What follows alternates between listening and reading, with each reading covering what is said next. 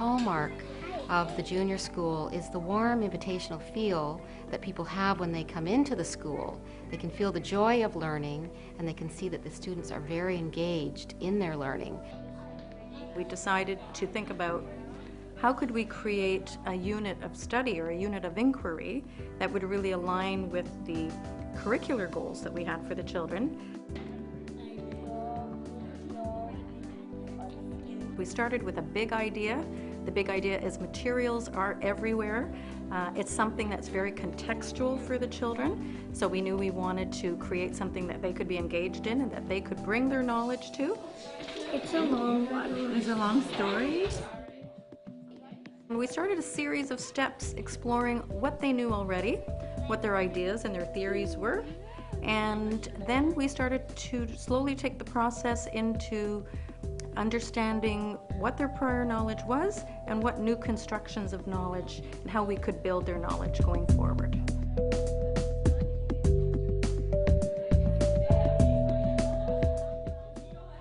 It's amazing when you give children the opportunity to be in charge of their learning, how much they are able to take on and what they can produce. And I find it very rewarding when I see the parents come in and they're blown away by what their children have done and what they're capable of. And I think that's the most important thing, is to truly believe in children and to give them that time and really listen to what they have to say. I liked when me and Cole worked together on the castle. Excellent. When you collaborated with Cole, what was fun about collaborating with somebody? I liked that we agreed on everything. Okay. Like Cole never says yes. He never says no, and I never say no. So I have a set of outcomes that need to be covered, but there's multiple ways that children can demonstrate those outcomes. And they found something that they were passionate about. So some students decided to study shields, some wanted to study knights, some decided that they were really interested in dragons. We also had students who really enjoyed technology, so we used iPads to create stop animation fairy tales. We used a Puppet Pal app for them to orally tell their own fairy tales.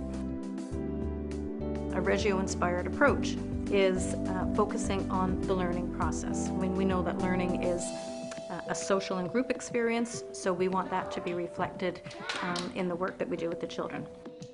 We do a lot of collaboration as a class. I think that's incredibly important, that children learn how to listen to each other, how to talk to each other. I studied dragons too, and I was partners with Katie, and it was a little bit hard, first of all, because we weren't sure what we were about to do, because I was studying inside of dragons and Katie was studying Komodo dragons as well, so we didn't really know what to do first of all, and then we figured a way out.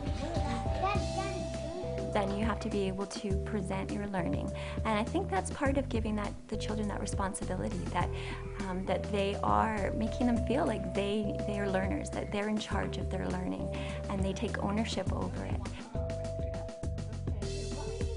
I think when we give children choice and we allow them to demonstrate their own learning and to be an active participant in the planning and the execution of those lessons, it's very empowering for them, and often those children are the best teachers themselves.